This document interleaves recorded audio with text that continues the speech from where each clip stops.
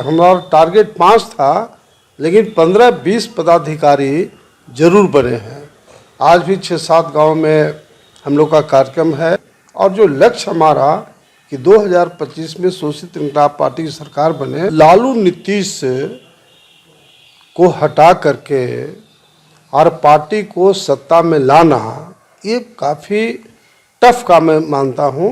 बिहार में ऐसे तो नेताओं को ज्यादातर फज्जल झेलनी पड़ती है, लेकिन जब एक नेशनल लेवल के नेता जब बिहार के अंतिम पैदान यानी कि कह सकते हैं कि पंचायत और गांव स्तर पे घूमने लगे और वैसे वैसे लोगों से मिलने लगे जहां आजादी के बाद नेताओं का पहुंचना दुश्वार हो गया है, तो कई अहम सवाल खड़े हो जाते हैं। हम बात कर रहे हैं पूर्व केंद्रीय मंत्री नागमणि जी के साथ। ही शोषित इंकलाब पार्टी के राष्ट्रीय अध्यक्ष है और लगातार पार्टी बनाने के बाद गांव के उस तबके तक जा रहे हैं जहां पे नेताओं का पहुंचना शायद कल्पना भी करना मुश्किल है। प्रायः देखी जाती है कि जब नेता कोई पार्टी बनाते हैं या रैली होती है तो बिहार की राजधानी पटना में बुलाई जाती है जनता को, लेकिन जब कोई नेता जनता के पास पहुंच जाती है तो वाकई में यह कई चौंकाने वाली बात सामने निकल करके आती है। चलिए तमाम मुद्दों पर हम चर्चा करेंगे। खुद हमारे साथ पूर्व केंद्रीय मंत्री सह इंकलाब पार्टी के राष्ट्रीय अध्यक्ष नागमणि जी है। सर बहुत बहुत स्वागत है हमारे चैनल पे।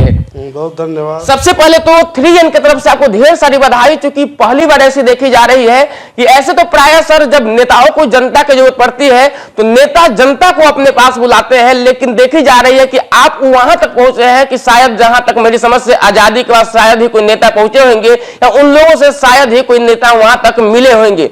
क्या मकसद है, आखिर अचानक ऐसा क्यों आपको रवैया अपनाना पड़ा कि वहां तक आपको जाना पड़ा? गांव के सबसे, चूंकि गांव बिहार के सबसे अंतिम पायदान है, वहां तक आप पहुंचने की आखिर क्या नौबत आ गई ऐसी? देखिए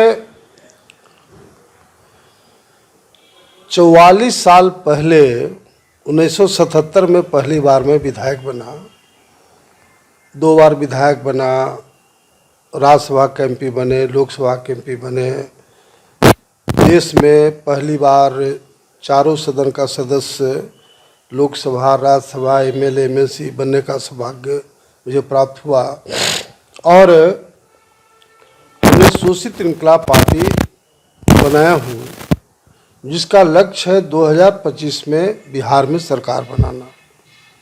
इसमें कोई बहस का मुद्दा नहीं है कि लालू नीतीश जी का 30-34 साल के शासन में बिहार का शिक्षा, स्वास्थ्य चौपट, बेरोजगारी, भ्रष्टाचार चरम सीमा पर और विधि व्यवस्था का कोई नामो निशान नहीं है। तो ऐसी स्थिति में शोषित इंकलाब पार्टी 2025 में कैसे सत्ता पर कब्जा हो, इसलिए जो हमारा अनुभव है कि अभी तक जितनी पॉलिटिकल पार्टियां और नेता हैं वह दिल्ली, पटना और जिला मुख्यालय में लोग को बुला करके पदाधिकारी बनाते हैं, मीटिंग करके पदाधिकारी बनाते हैं।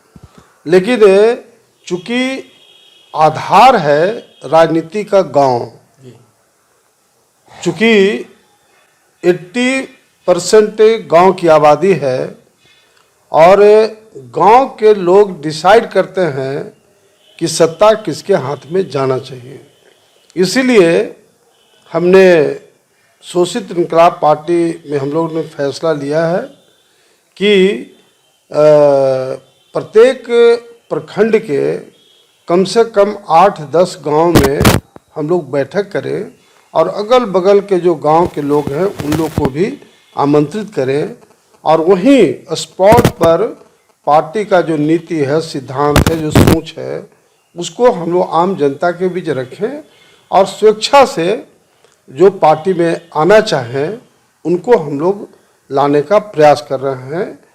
हमारा टारगेट है मिनिमम कि प्रत्येक गांव से एक जिला कमेटी, एक प्रखंड कमेटी, एक पंचायत कमेटी और कम से कम 2 बूथ कमेटी का पदाधिकारी हो, कम से कम 5-10। लेकिन मैं औरंगाबाद जिले के गोह प्रखंड का कल हम लोग ने करीब 6-7 गांव का में मीटिंग किया और सभी जगह पर 150-200 तमाम लोग जुटे हुए थे, हर कास्ट, हर तबका का। खास करके कुशवाहा समाज में तो ज़बरदस्त उत्साह है और प्रत्येक गांव में हमारा टारगेट 5 था, लेकिन 15-20 पदाधिकारी जरूर बने हैं। तो इस तरह से मेरा टारगेट है कि लगातार प्रखंड के जो गांव है वहां हम जा कर के मीटिंग करें। आज हम लोग हसपुरा प्रखंड का दौरा है, आज भी 6-7 गांव में हम लोग का कार्यक्रम है। कल दाऊदनगर प्रखंड में कार्यक्रम है। 26 तारीख यानी परसों ओबरा प्रखंड में है। तो इसी तरह से हमारा लगातार कार्यक्रम कंटिन्यूस चलता रहेगा। अलग बात है कि मार्च के एंड से शहीद जगदेव रथ हम लोग निकालेंगे, जो पूरे बिहार का सवाल है। तो ऐसी स्थिति में हम लोग पहले जिला मुख्यालय में पार्टी का स्ट्रक्चर को मजबूत करेंगे, फिर विधानसभा क्षेत्र वाइज पब्लिक मीटिंग करेंगे, और अंतिम लक्ष्य है पटना गांधी मैदान में नवंबर महीना में पार्टी का रैली करना, पार्टी का शक्ति प्रदर्शन करना। तो इस तरह से हम लोग पार्टी को स्ट्रॉन्ग करेंगे, और जो लक्ष्य हमारा कि 2025 में शोषित इंकलाब पार्टी की सरकार बने, इसमें हम अग्रसर होंगे। सर, आप चारों सदन के सदस्य रहे हैं, केंद्र में भी मंत्री रहे हैं, आपकी पत्नी भी बिहार सरकार में मंत्री थी। ऐसे में सोचने वाली बात यह है, जब आप निकल रहे हैं, जो मीडिया के माध्यम से तस्वीरें निकल करके आ रही है, आपकी जनाधार और जन समर्थन तो ऐसे ही भरी पड़ी है जब आप निकल रहे हैं। तो ऐसे में आपको निकलने की क्या जरूरत है? आप लोगों को भी बुला सकते हैं, क्योंकि आप नहीं भी आते तो उतना जो पदाधिकारी बन रहे हैं वो बनते, और जो आपकी जनाधार है वो आपके पास रहती। तो ऐसे में मुझे नहीं लगता है कि आपको यहाँ तक आना जरूरी था। इसके पीछे क्या खास मकसद हो कि आप यहाँ तक, चूंकि जो मीडिया के अनुसार तस्वीरें निकल करके आ रही है, जो आपके पिताजी अमर शहीद जगदेव बाबू के साथ जो उनके संगठन में थे, उन लोगों ने भी आपको अपना नेता माना है। पहले से आपकी जनाधार जो जन समर्थन है बहुत ही स्ट्रांग है, बाकी के मुकाबले, कुशवाहा नेता के मुकाबले आप काफी जो है कि सबसे टॉप पे चल रहे हैं। क्योंकि जो मीडिया की जो रिपोर्ट आ रही है, तस्वीरें निकल करके आ रही है, देखी जाती है प्राय कुशवाहा के जो नेता है जो मीटिंग करते हैं, तो उनके राजधानी के बैठक में 150, 200, 300 लोग जुटते हैं, और आपकी एक गांव के बैठक में इतने सारे जन समर्थक आ रहे हैं। तो हमें नहीं लगता है कि आपको यहां तक आने की जरूरत थी। देखिए, हमारा जो लक्ष्य है वो काफी बड़ा लक्ष्य है। लालू नीतीश को हटा करके और पार्टी को सत्ता में लाना, ये काफी टफ काम मैं मानता हूं, और इसको हम लोग चुनौती के रूप में लिया हूं। बिल्कुल आपने सही कहा कि हम लोग डुगडुगी बजाते हैं तो पटना में भी 5 से 10 हजार लोग जुट जाते हैं, लेकिन हमारा जितना बड़ा लक्ष्य है उसके लिए जरूरी है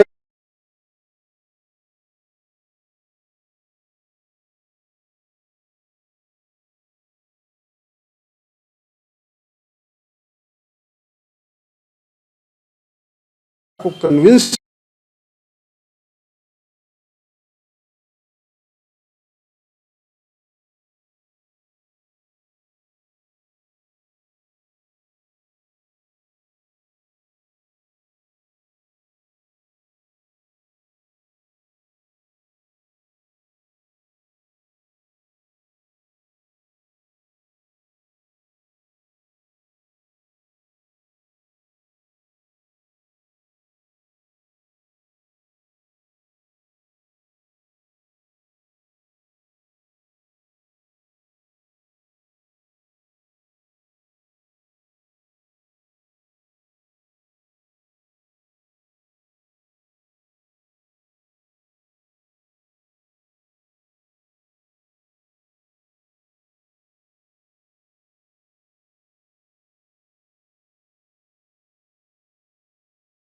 है।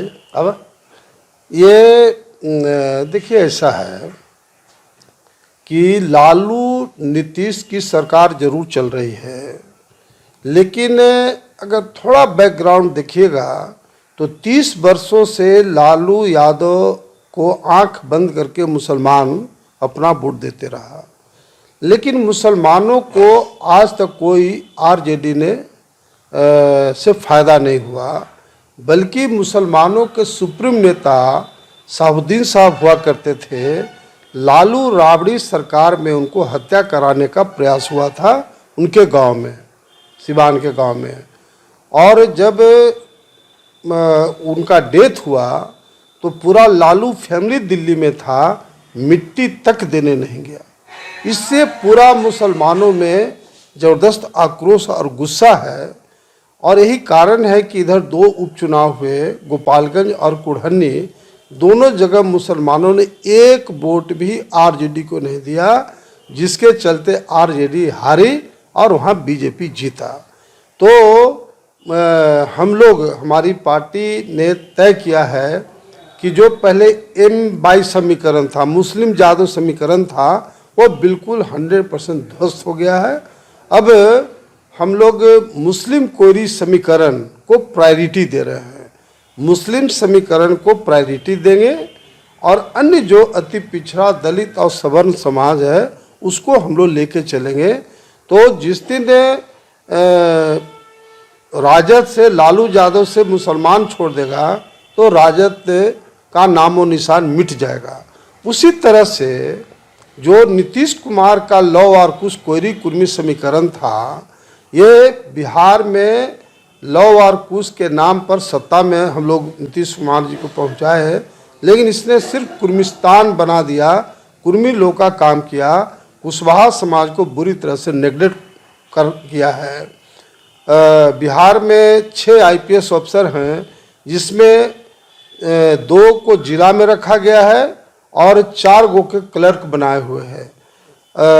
जितने भी अपॉइंटमेंट हुए, डिप्टी कलेक्टर का, दरोगा का, पुलिस का, नर्स का, सभी जगह एक तरफा कुर्मी समाज के लोग को भर दिया गया। पूरी तरह कुशवाहा और तमाम जातियों को इन लोगों ने, ये जो नीतीश कुमार की जो है लौ और कुश जब